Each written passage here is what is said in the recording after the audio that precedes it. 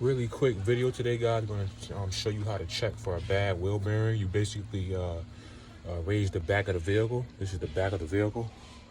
You make sure that the e-brake is off, and you jack both sides up, and then you spin the wheel. So we're going to take a listen here. Spin it fast. Sounds pretty good on this side.